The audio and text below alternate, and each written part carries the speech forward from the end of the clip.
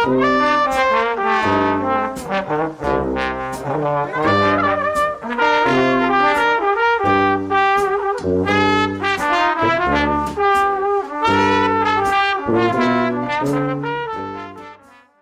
हो मेरे प्यारे प्यारे बच्चों।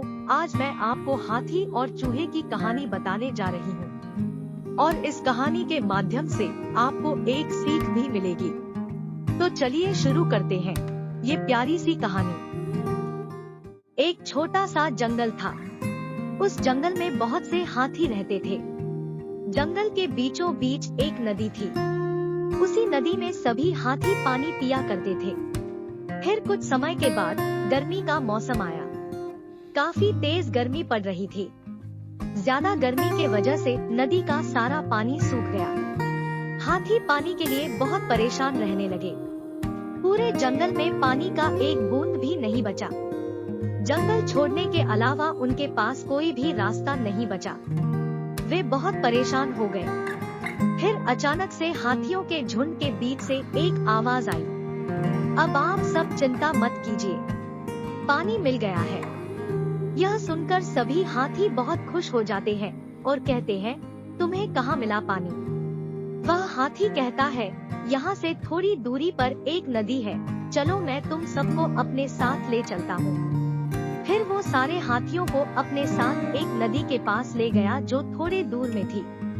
पानी देखकर सभी खुशी से झूमने लगे, नाचने लगे। सभी हाथी बहुत खुश हो गए और वे जमकर पानी पिए। वे पानी पीते और वहीं पे लोटपोट हो जाते थे। उस नदी के पास बहुत सारे चूहे रहते थे।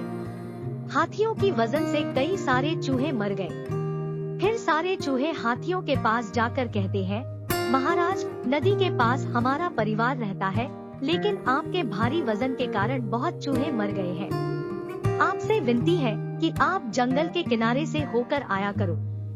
हम बेशक छोटे हैं पर कभी न कभी हम भी आपके काम आ सकते हैं। उनमें से एक हाथी, जिसका नाम चिंटू था, हंसते हुए कहता है, तुम इतने छोटे हो, तुम हमारे क्या काम आओगे?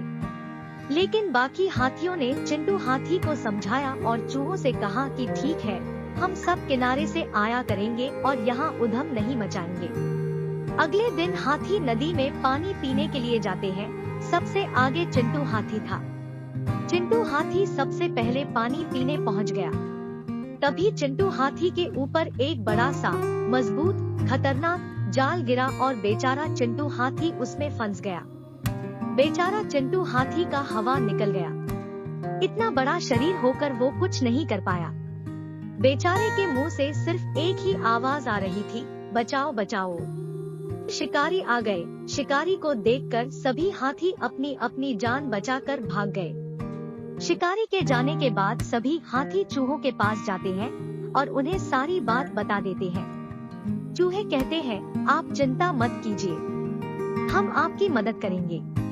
रात होते ही सारे चूहे चिंटू हाथी के पास जाते हैं। चूहे अपने दांतों से रस्सी और जाल को काट देते हैं, जिससे चिंटू हाथी बच जाता है। बेचारा चिंटू हाथी बाल बाल बच गया। फिर चिंटू चूहों के सामने अपने घुटनों में बैठ गया और उनसे कहता है, चूहा भाई लोग, मुझे माफ कर दो। उस दिन मैंने आप लोगों का मजाक उड़ाया था। आज आप लोग नहीं होते तो पता नहीं मेरा क्या होता। आज आपकी वजह से मेरी जान बची है। फिर चूहे और हाथी खुशी खुशी अपने अपने घर चले गए। बच्चों, कैसे लगी हाथी और चूहों की कहानी? इस कहानी से हमें यह समझ आता है कि छोटे लोगों का कभी मजाक नहीं बनाना चाहिए। मुश्किल समय में कोई भी काम आ सकता है। जो काम चूहों ने किया था, वह काम हाथी कभी नहीं कर सकते थे। आशा करते हैं कि यह कहानी आप सभी को अच्छी लगी होगी। चैनल पर बने रहें, बहुत जल्दी मैं वापस आऊंगी एक और कहानी के साथ।